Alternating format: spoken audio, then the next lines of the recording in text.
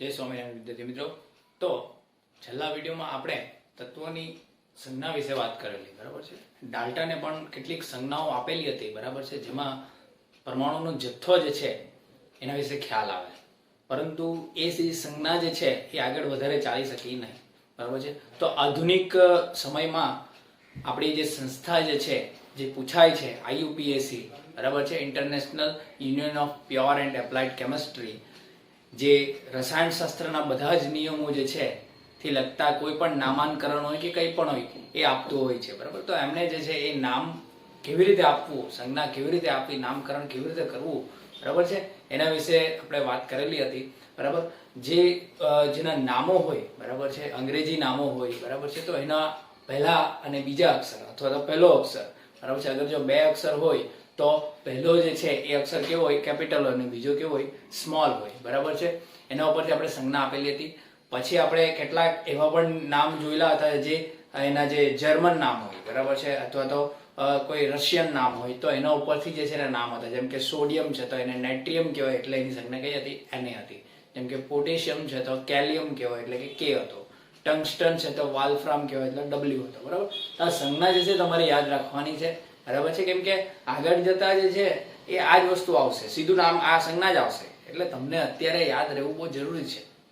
એટલે તમે કંઈ પણ કરો પણ આ વસ્તુ યાદ રાખો। આગળ અત્યારે આપણે સૂત્ર બનાવતા શીખશું તો એમાં તો આ જરૂરી છે અને જરૂરી છે, બરાબર છે।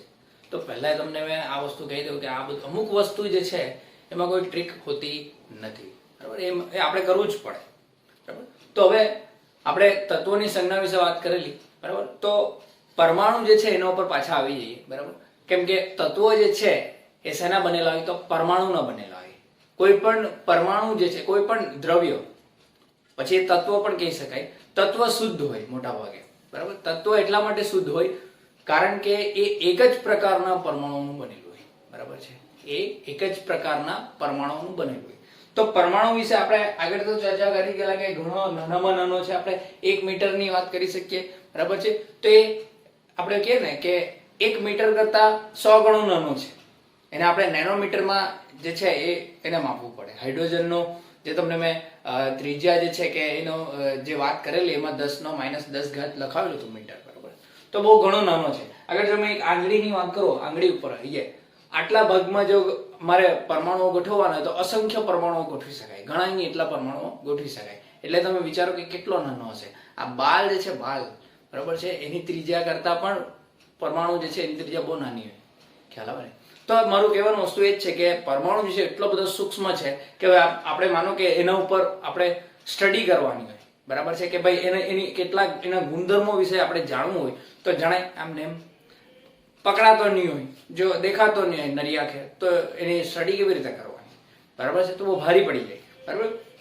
તો એવા સમયે, એટલે કે આગળના સમયની આપણે વાત કરીએ તો એવા સમયે જે છે એ પરમાણુ વિશે જાણવું હતું, બરાબર, એના ગુણધર્મો વિશે જાણવું હતું, કેવી રીતે આ જે છે એ આગળ આ લોકો પ્રયાસો કરેલા એના વિશે થોડી વાત કરેલી।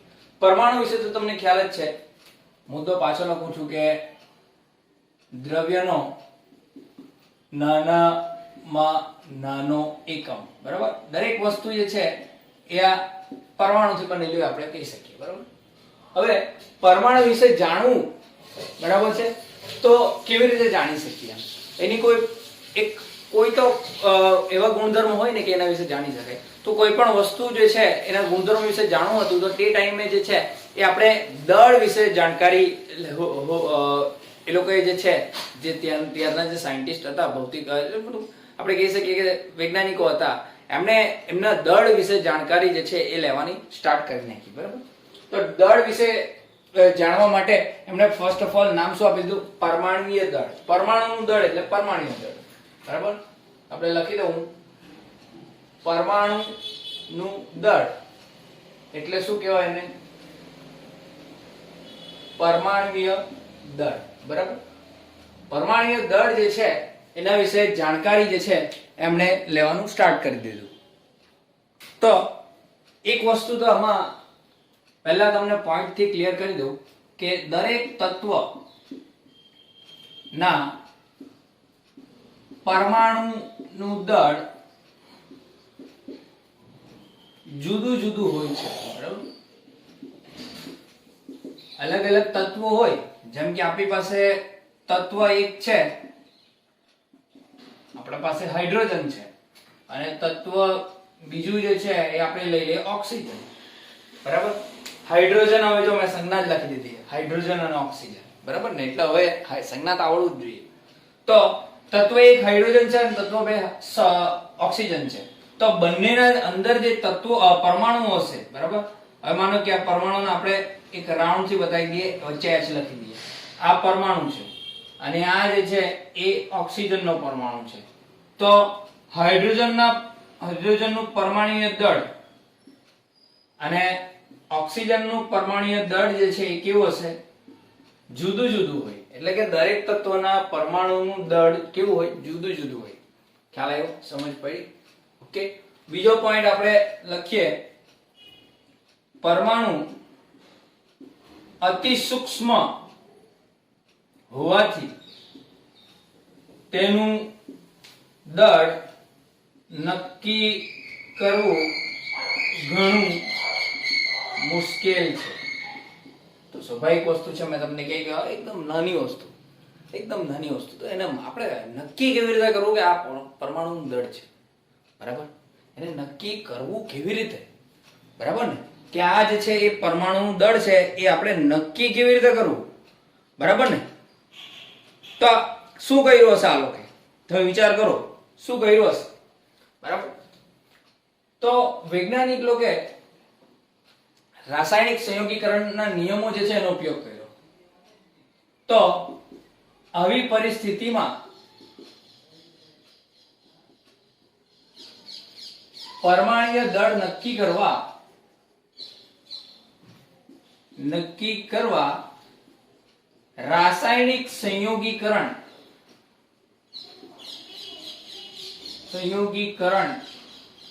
ના નિયમો, આપણે બે નિયમો જોઈ ગયા. પહેલો કયો હતો? દળ સંચય અથવા તો સંરક્ષણનો નિયમ, એ સંરક્ષણ પણ લખાય નો નિયમ. અને બીજો નિયમ કયો હતો? નિશ્ચિત પ્રમાણનો નિયમ, બરાબર છે, નો ઉપયોગ કર્યો. એ નિયમોથી અહીંયા બે તમને લખ્યા છે. ઉપયોગ કરી સંયોજન બનાવી તેમની સાપેક્ષે તેમના ઘટકોના પરમાણુય દળ નક્કી કરી શકાય. ખ્યાલ આવ્યો? સમજ પડી? હવે એમાં શું છે, હવે માનો કે આપણે દળ સંચયનો નિયમ જોઈ ગયા કે નિશ્ચિત પ્રમાણનો નિયમ, માનો કે દળ સંચયનો નિયમ. તો આપણને ખબર છે કે કોઈ આપણી પાસે સંયોજન છે, આપણે માની લઈએ, બરાબર છે, જે બે તત્વોથી બનેલું છે. કોઈ x અને y સંયોજન છે. આ સંયોજન એક, આ સમજાવતો છું તમને, જરાક સમજી લેજો, બરાબર. આ x જે છે એ તત્વ નંબર 1 છે અને આ જે છે એ તત્વ નંબર 2 છે. બે તત્વોનું બનેલું છે સંયોજન. હવે આપણી પાસે આ તત્વના પરમાણુઓનું દળ આપણી પાસે નહીં મળે, બરાબર. દળ નહીં મળે. કેવી રીતે શોધવાનું? બહુ નાનું, અતિ સૂક્ષ્મ. તો પરંતુ તમને ખબર છે કે આ સંયોજનનું જે છે એ દળ શું છે? આનું તો મળી જાય, મોટું હશે દળ, સંયોજનનું દળ મોટું હશે, બરાબર. એટલે આપણે કહી શકીએ કે દળ સંચયનો નિયમ શું કે આ x અને આ y એ બંને મિશ્ર થયા ત્યારે શું બન્યું? સંયોજન 1 બન્યું હશે. આ તત્વ 1 અને આ તત્વ 2. ખ્યાલ આવે ને? તત્વ 1 અને તત્વ 2 દેખાતું છે ને? હા, ચાલો મેં એ જ લખી દઉં છું. આ x અને y, આ તત્વ 1, આ તત્વ 2, અને સંયોજન બની ગયું xy, બરાબર. જેમાં બે તત્વો રહેલા છે, તત્વ 1 અને તત્વ 2. આપણે આ દળ સંચયનો નિયમ આગળ શીખી ગયા ને, એ તમને વાપરીને સમજાવતો છું કે કેવી રીતે એ લોકો પરમાણુ દળ શોધેલા છે, બરાબર. હવે આનું આપણે માની લઈએ દળ જે છે એ 10 એકમ છે, બરાબર. સોરી, આનું માની લઈએ આપણે, આનું માની લઈએ, બરાબર છે. આનું આપણે માની લઈએ કે આનું જે છે એ 20 એકમ છે, એકમ એટલા માટે કેમ કે અત્યારે આપણે એનો યુનિટ જે છે પછી શીખશું. યુનિટ એટલે કે એકમ, એટલે આપણે 20 એકમ ખાલી ધારી લઈએ, એનું કંઈ છે નહીં, બરાબર. તો આના ઉપરથી આ બંનેનું આપણે શોધી શકીએ, બરાબર. હવે આનું પણ આ પણ x કેટલા છે? એક જ છે. એ y પણ એક જ છે, બરાબર છે ને. અગર જો મેં અહીંયા y અહીંયા 2 મૂકી દે તો બદલાઈ જશે, પરંતુ એક એક જ છે. તો આ બંનેનું જે છે શું હશે? 10 એકમ 10 એકમ જ હશે. ખ્યાલ આવે ને? સમજ પડી? પરંતુ જો મેં અહીંયા આમ લખી દઉં, એક x છે અને 2 y છે, તો x y2 આ રીતે લખવું પડે મારે. તો અહીંયા હવે બદલાઈ જાય. x જે છે એ તો 10 એકમ રહે, પરંતુ y જે છે કેટલા થઈ જાય? 5 એકમ. કેમ કે એવા 5 એકમ છે, 10 એકમ છે ને ટોટલ, તો 2y છે એટલે એના અડધો થઈ જાય. ખ્યાલ આવે?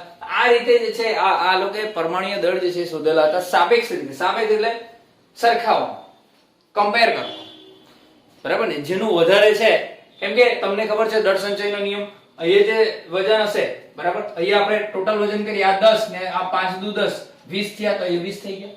દળ સંચય શું કે રાસાયણિક પ્રક્રિયા કોઈ પણ હોય, પ્રક્રિયાનું વજન અને જે મળે તે સંયોજનનું વજન કેવું હોય? સરખું જ હોય, બરાબર ને. દળ જે છે એનો વિનાશ કે આપણે કહીએ ને સર્જન શક્ય નથી, બરાબર. તે આ દળ સંચયનો નિયમ. ખ્યાલ આવ્યો? સમજ પડી? અને આ રીતે જે છે આ લોકો શું કર્યું કે પરમાણ્વીય દળ જે છે એ આપણે કહી શકીએ એમ તો કે એકદમ એક્યુરેટ તો નહીં હતું, પણ થોડું ઘણું જ્યાદાતર હશે, પરંતુ થોડું ઘણું તે ટાઈમે સારું હતું મતલબમાં, બરાબર. તો એમણે ચોથો પોઈન્ટ લખીએ આપણે, ત્રીજો કે હા ચોથો પોઈન્ટ. સૌપ્રથમ ઓક્સિજન જે છે એનું દળ કેટલું હતું? 16, બરાબર છે. 16 ઓક્સિજનનું જે દળ હતું એ 16 હતું, બરાબર. ઓક્સિજન 16. તો અહીંયા આપણે લખીએ સૌપ્રથમ ઓક્સિજનના પરમાણ્વીય દળ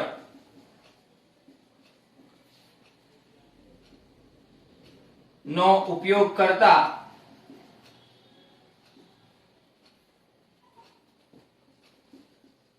બીજા તત્વોના પરમાણ્વીય દળ શોધવાનું શરૂઆત કરેલી હતી. એમાં શું કરેલું કે કોઈ પણ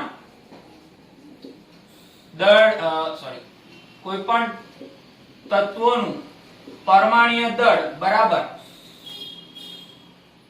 n ગુણ્યા 1/16, બરાબર છે. ઓક્સિજનનું પરમાણ્વીય દળ કેટલું? તો 16 હતું, બરાબર. તો આ n ગુણ્યા 1/16 આ રીતે લેવામાં આવતું, બરાબર છે. ખ્યાલ આવ્યો? પરંતુ થયું શું કે કેટલીક બાબતમાં આ જે છે એ બરાબર આવતું ન હતું, એટલે કે આપણે કહી શકીએ કે એનો જે જવાબ જે આવવો જોઈએ, બરાબર છે, એ એક્યુરેટ આવતો ન હતો, બરાબર. ઠીક છે. તો પછી એના પછી આપણે કાર્બન જે છે એનો ઉપયોગ કરવામાં આવ્યો, બરાબર છે.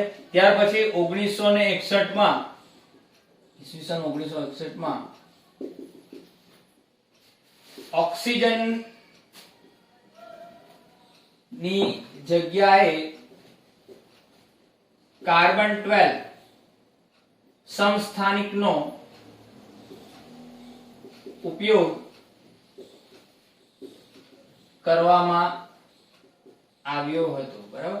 પરમાણ્વીય દળ શોધવા પછી શેનો ઉપયોગ કરવામાં આવ્યો? કાર્બન 12 એટલે કે C12, બરાબર છે. કાર્બન જે છે એનો પરમાણ્વીય દળ કેટલું હતું? 12 હતું. એ આપણે માપી લીધેલું હતું. ઓક્સિજનનું પણ માપી લીધેલું હતું, અને હવે આની જગ્યાએ 1/12 મૂકી દેવાનું, બરાબર.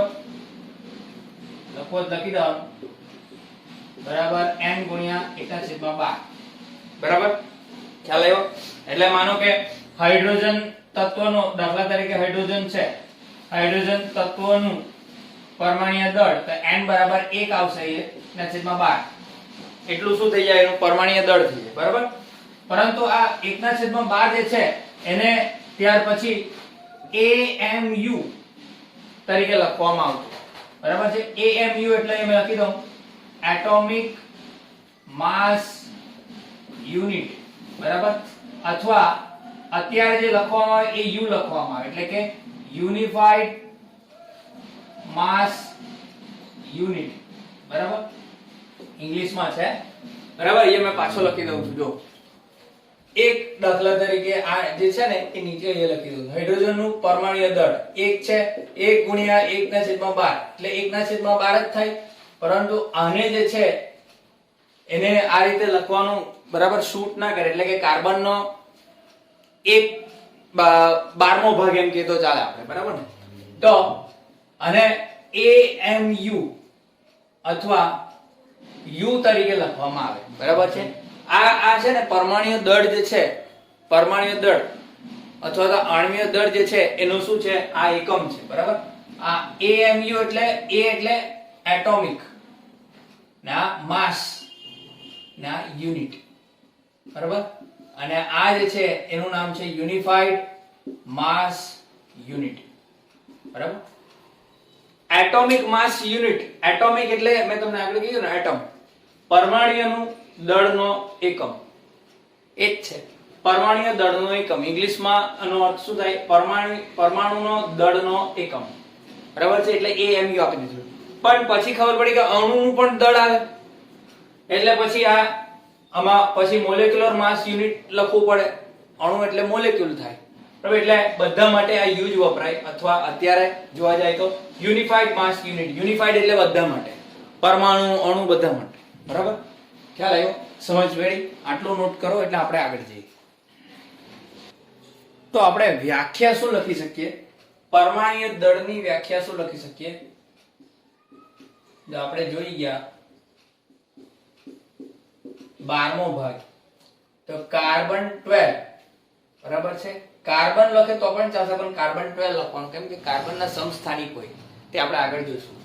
કાર્બન 12 સમસ્થાનિક ના પરમાણુય દળના 12મા ભાગ ને જે તે પરમાણુનું પરમાણુય દળ કહી શકાય, બરાબર. એકમ કયો છે? એકમ છે એટોમિક માસ યુનિટ અથવા U. શું છે? U, બરાબર. ખાલી U, એટોમિક માસ યુનિટ અથવા U, બરાબર. અને આપણે લખવું હોય તો શું લખાય? એટોમિક માસ યુનિટ, બરાબર. અને આ યુનિફાઈડ માસ યુનિટ, બરાબર. એટોમિક એટલે પરમાણુ અથવા તો પરમાણુય લખો તો બી ચાલશે. પરમાણુય દળ એકમ. અને યુનિફાઈડ એટલે બધાનું જ આવી જાય, અણુનું પણ આવી જાય, બરાબર. આપણે આગળ જોશું એટલે ખ્યાલ આવ્યો. એમાં શું કરેલું, માનો કે આપણે મેં તમને સમજાવું, સાપેક્ષ રીતે કરેલું એમ કીધું ને, એટલે સરખામણી કરેલી. તો કાર્બન જે છે, આ કાર્બન, બરાબર. કાર્બન જે હતો, આ કાર્બન, તેનો પરમાણુનું દળ આપણને ખબર હતી 12 એકમ. શું હતું? અથવા તો 12 AMU લઈ લઈએ, એ આપણને ખબર હતી, બરાબર છે. ખરા 12 એકમ જ લઈ લઈએ, કેમ કે એ તો પછી આવ્યું 12 એકમ, બરાબર. આપણે શું કર્યું કે 12 એકમ હતું, તો આપણે હવે સ્વાભાવિક વસ્તુ છે, આપણે ત્રાજવામાં આપણે જ્યારે બેલેન્સ કરીએ, બરાબર છે, તો ત્યારે જેમ બને તેમ સહેલા એકમ એટલે સહેલા પૂર્ણાંકમાં એકમ લઈએ. તો આને પૂર્ણાંકમાં 12 એકમને પૂર્ણાંકમાં ફેરવવા માટે આપણે શું કર્યું, આના 12 ભાગ પાડી નાખ્યા, બરાબર છે. 1 2 3 4 થયા, 2 3 4 5 6 થઈ ગયા. કેટલા થયા? જો 1 2 3 4 5 6 7 8, બરાબર. 10 ને 12, બરાબર. તો 12 સરખા ભાગ પાડી નાખ્યા, બરાબર. હવે કાર્બનના સરખા ભાગ હોય 12 આ રીતે, બરાબર, ગુણ્યા 12, બરાબર. એનો મતલબ શું થાય? તો અગર જો 12 હોય તો એક ભાગનું દળ કેટલું હોય? 1 એકમ હોય. કેટલું હોય? 1 એકમ, બરાબર ને. કાર્બનના 12 ભાગ પાડી નાખ્યા, 12, બરાબર. સરખા હતા એટલે 1 એકમ થઈ ગયું. હવે શું કર્યું? એ લોકો શું કર્યું, સાપેક્ષ એક દળ મૂકી દીધું, બરાબર બરાબર, એક દળ મૂકી દીધું આ રીતે. એટલે કે ત્રાજુ ટાઈપ આપણે જોયું ને બજારમાં ખાસે જોવા મળે. કોઈ અત્યારે તો બધા ડિજિટલ આવી ગયા, બટ પહેલા જે છે એ સાપેક્ષ દળ વાળા ત્રાજવા મળતા. તો એને શું કર્યું કે પહેલે એને એક હાઇડ્રોજનનો પરમાણુ મૂક્યો, બરાબર, એક હાઇડ્રોજનનો પરમાણુ મૂક્યો ને એક કટકી મૂકી દીધી અહીંયા, તો બંને બેલેન્સ થઈ ગયા. તો એક એકમ અને એક એકમ, એક એકમ 12મો ભાગ અને આ એક એકમ, તો આનું વજન કેટલું થઈ ગયું, એક એકમ થઈ ગયું હાઇડ્રોજનનું, બેલેન્સ થઈ ગયા. એટલે એક કટકાથી બેલેન્સ થઈ ગયું, બરાબર. અને આ જે છે એનો કયો ભાગ છે, 12મો ભાગ છે આ, બરાબર. એટલે આ કામ નાખ્યું, બરાબર. પછી આ લોકો શું કર્યું, આ લોકો ઓક્સિજન મૂકી દીધો, ઓક્સિજન. તો આવા 12 કટકા કરેલા, બીજા કાર્બનના બીજા 12 કટકા કર્યા, બરાબર. તો એવા અહીંયા કેટલા કટકા મૂક્યા, એ લોકો 16 કટકા મૂક્યા. કેટલા, 16, બરાબર છે. એવા 16 કટકા મૂક્યા ત્યારે જઈને બેલેન્સ થયું. તો આનું દળ કેટલું થઈ ગયું ઓક્સિજનનું, 16 એકમ. હવે આપણે એકમની જગ્યાએ આપણે એ શું લખીએ, યુનિટમાં AMU લખીએ, બરાબર. AMU અથવા તો U લખો તો પણ તમે ચાલશે, બરાબર. હાઇડ્રોજનનું જ્યારે બેલેન્સ કર્યું ને ત્યારે એક મળ્યું, એક કટકું મૂક્યું ત્યારે બેલેન્સ થઈ ગયું. ઓક્સિજનના 16 મૂકવા પડ્યા કટકા. આ એક જ પરમાણુ દળ લીધો. એવા આપણે 2-3 લઈ લઈને બધાને કટકા કરી નાખીએ તો આપણી પાસે આવા માની લઈએ આપણે ટોટલ આપણી પાસે આવા 30-40 કટકા છે, આપણે માની લઈએ 30-40 મેક્સિમમ, બરાબર. વધુમાં વધુ કાર્બન ના સરખા ટુકડા આપણી પાસે કેટલા છે, 40 ટુકડા છે. ને એક ટુકડાનું વજન કેટલું, દળ કેટલું છે, 1 એકમ, બરાબર. પછી આપણે શું કર્યું, નાઇટ્રોજન મૂકી દીધો, બરાબર. નાઇટ્રોજન મૂક્યો, તો નાઇટ્રોજન મૂક્યો ને તો નાઇટ્રોજન અહીંયા મૂક્યો ત્યારે અહીંયા 7 કટકા મૂકવા પડ્યા, બરાબર. તો 7 કટકા મૂક્યા એટલે 7 AMU થઈ ગયું, બરાબર. કેવી રીતે 7 AMU એવું ખ્યાલ આવ્યો, સમજ પડી? સોરી 14 આવશે, 14 કટકા મૂક્યા, બરાબર. કેવી રીતે આવ્યો ખ્યાલ આવ્યો, સમજ પડી? ઓકે. હવે આપણે જે છે, હવે કાર્બન નું તો ખબર જ છે, તો કાર્બન નું મેં લખી દઉં. પહેલું કાર્બન ના આપણને 12 કટકા મળેલા, બરાબર. ટોટલ હવે આપણે કાર્બન બી એ મૂકશું ને તો એ 12 કટકા મૂકશું તો જ બેલેન્સ થવાનો, જો કે આપણને એના વિશે તો ખબર જ છે, બરાબર. પછી આપણે સોડિયમ ને મૂકી દીધો અહીંયા, સોડિયમ એટલે નેટ્રિયમ, બરાબર. તો અહીંયા 23 કટકા મૂકવા પડ્યા ત્યારે બેલેન્સ થયું. તો સોડિયમ જે છે એનું પરમાણુ દળ કેટલું થઈ ગયું, 23. એક કટકાનું દળ કેટલું, 1 AMU કહી શકીએ, બરાબર. તો 23 કટકાનું કેટલું થઈ ગયું, 23 AMU, બરાબર. પછી આપણે મેગ્નેશિયમ મૂકી દીધો, Mg, બરાબર. Mg, તો Mg મૂક્યો, બરાબર છે. તો એ કેટલા થઈ ગયા, મારે જોવું પડશે, 24 થઈ ગયા, બરાબર. એકવાર જોઈ લો, 24 જ હશે, પેલું નથી.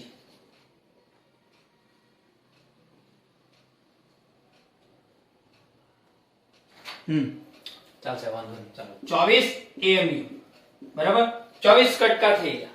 Carbon, hydrogen, oxygen, nitrogen, sodium, magnesium આપણને મળ્યા. હવે આપણે સલ્ફર ની વાત કરીએ. હવે આપણે સલ્ફર મૂકી દીધું, બરાબર. તો સલ્ફર જ્યારે મૂક્યું ને ત્યારે મળ્યા 32 કટકા મૂકવા પડ્યા ત્યારે બેલેન્સ થયું, બરાબર છે. એવી રીતે આપણે ક્લોરીન મૂકી દીધું ત્યારે આપણે 35 કટકા તો મૂક્યા જ, પણ એક અડધું પણ કટકું મૂકવા પડ્યું, એક અડધું મૂકવા પડ્યું, બરાબર. એટલે 35.5, બરાબર. એવી રીતે પછી આપણે કેલ્શિયમ મૂકી દીધું, કેલ્શિયમ, બરાબર. તો આપણે 40 કટકા, પૂરેપૂરા 40 કટકા મૂકવા પડ્યા, બરાબર છે. આ બધા આ જે સૌથી વધારે છે તે મેં આ બ્લેક કલરમાં લખ્યા છે, બરાબર. અને આ જે છે તો યાદ રાખવાના કે આટલું પરમાણ્વીય દળ આટલાનું હોય. ખ્યાલ આવ્યો, સમજ પડી? ઓકે. આ રીતે ત્રાજવાનો ઉપયોગ, એટલે ત્રાજવાનો મીન્સ કે સાપેક્ષ રીતે જે છે એ આપણે આ શોધવામાં આવેલા હતા કાર્બન 12 નો ઉપયોગ કરીને. ખ્યાલ આવ્યો, સમજ પડી? માનો કે બજારમાં પેલો વેચવા વાળો ગયો છે અને ત્રાજવું તો લાવ્યો પણ વજનીય ભૂલી ગયો, પરંતુ એને ખબર છે કે મેં કાલે એક તરબૂચ જે છે એનું વજન કરેલું હતું અને એ વજન જે છે એ તરબૂચનું હતું 12 એકમ, તો એણે એક સરખા ભાગ પાડી નાખ્યા, કેમ કે હવે ઘરે આટલું બધું દૂર કાં લેવા જવાનું વજનિયા. એણે શું કર્યું, એક કેજી ના, કાં તો આપણે 12 એકમ લખેલું છે બુકના અંદર, આપણે 12 કેજી માની લઈએ, 12 કિલોગ્રામ, તો આપણે એને શું કર્યું, એક સરખા ભાગ પાડી નાખ્યા 12, તો 1 કિલોગ્રામનું એક આપણે એનું કટ કહી શકીએ, એ થઈ ગયું. તો એ જ પ્રમાણે એનો ઉપયોગ કરીને એને શું કર્યું, બધા આખો દિવસ જે છે જે કંઈ પણ વજનથી આપવાનું હતું એ આપી દીધું, વેચી નાખ્યું, જે કંઈ પણ શાકભાજી હતું, ફળ હતા, એ ગમે તે હતા, બરાબર. તો આ રીતે આ વૈજ્ઞાનિક લોકોએ પણ શું કરી નાખ્યું કે પરમાણ્વીય દળ જે છે એ આ રીતે નક્કી કરી નાખ્યું, બરાબર. ખ્યાલ આવ્યો, સમજ પડી. હવે પરમાણુ વિશે આગળ વાત કરીએ આપણે, તો પરમાણુ જે છે એ સ્વતંત્ર રૂપે અસ્તિત્વ ધરાવતા નથી. પરમાણુ સ્વતંત્ર એટલે કે એકલા, બરાબર, એકલા આપણે લખી દઈએ, રૂપે અસ્તિત્વ ધરાવતા નથી, એટલે કે રહેતા નથી, બરાબર. આ કઈ હવામાં આપણને સ્વતંત્ર રૂપે ના મળે, પરંતુ તે રાસાયણિક રીતે સંયોજાય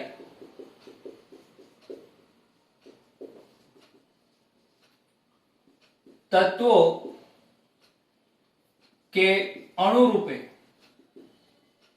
અથવા તો આપણે લખી દઈએ આયનો કે અણુ રૂપે જોવા મળે છે, બરાબર. આયનો કે અણુ રૂપે, બરાબર. અણુઓ રાસાયણિક રીતે જોડાય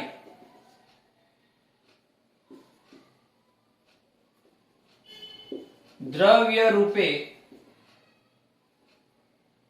અસ્તિત્વ ધરાવે છે, જેને આપણે જોઈ શકીએ છીએ. આપણે જે દ્રવ્યની વાત કરીએ, બરાબર, કોઈ પણ વસ્તુ દ્રવ્ય કહેવાય તો આ દ્રવ્ય છે, તો આમાં પણ અસંખ્ય પરમાણુ આવેલા છે અને એનાથી અણુઓ બનેલા છે અને અણુઓમાંથી આ દ્રવ્ય બનેલું છે, આપણે કહી શકીએ, બરાબર. તો પરમાણુઓ સ્વતંત્ર રીતે અસ્તિત્વ ધરાવતા નથી, બરાબર, પરંતુ રાસાયણિક રીતે સંયોજાય, એકબીજા સાથે સંયોજાઈને આયનો કે અણુઓ બનાવે. આયનો શું છે, અણુઓ શું છે, આપણે આગળ જોઈએ, બરાબર. અણુઓ રાસાયણિક રીતે જોડાઈ જાય અને શું બનાવે, દ્રવ્ય બનાવે. શું બનાવે, દ્રવ્ય. એટલે કે આપણે દરેક આજુબાજુ જે વસ્તુ છે એ દ્રવ્ય આપણે કીધેલું ચેપ્ટર નંબર 1 માં, બરાબર ને. ખ્યાલ આવ્યો ને, સમજ પડી પરમાણુ વિશે, પરમાણુય દળ વિશે, બરાબર. તો આ પાર્ટ 1 કમ્પ્લીટ થયો. હવે આપણે પાર્ટ 2 માં આપણે અણુ વિશે ચર્ચા કરીશું કે ભાઈ તત્વો, આ અણુ જે છે, પરમાણુ કેવી રીતે સંયોજાઈને અણુ બનાવે અને અણુ શું છે, બરાબર.